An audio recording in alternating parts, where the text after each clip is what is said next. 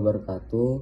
Saya Venom Garlandiga, kelas 11 Farmasi B, akan membuat video penjelasan mengenai organel-organel sel beserta fungsi dan letak. Yang pertama yaitu mitokondria.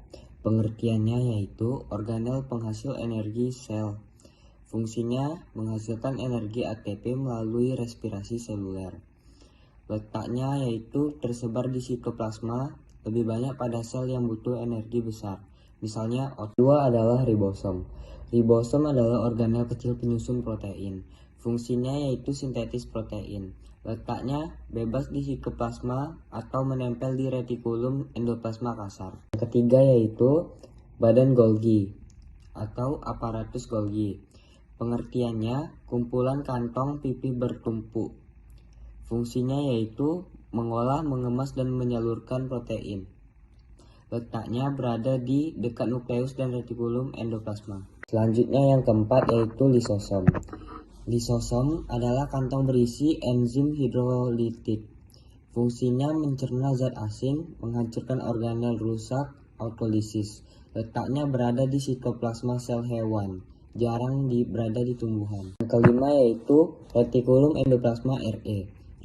Retikulum endoplasma Re pengertiannya yaitu jaringan membran di sitoplasma. Fungsinya ada dua, yaitu Re kasar dan Re halus. Re kasar berfungsi sintetis protein, Re halus berfungsi sintetis lipid dan detoksifikasi racun. Letaknya berada menghubungkan membran inti dengan sitoplasma. Yang keenam adalah sentrosom. Pengertiannya yaitu organel yang berisi sepasang sentriol. Fungsinya mengatur pembelahan sel dengan membentuk benang spindel.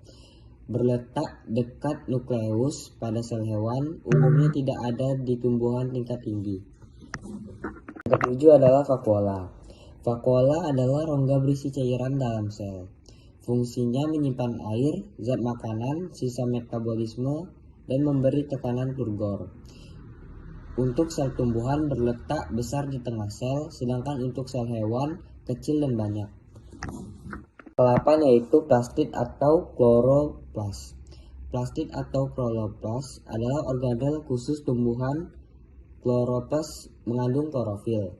Fungsinya tempat fotosintesis, menghasilkan glukosa dan oksigen. Berletak di sitoplasma sel tumbuhan, khususnya jaringan hijau daun.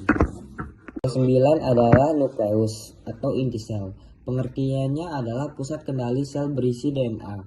Fungsinya mengatur aktivitas sel dan pewarisan sifat. Berletak umumnya di tengah sel. Pada sel tumbuhan terdorong ke tepi karena vakuola besar. Yang ke-10 yaitu dinding sel. Pengertiannya lapisan keras di luar membran sel tumbuhan.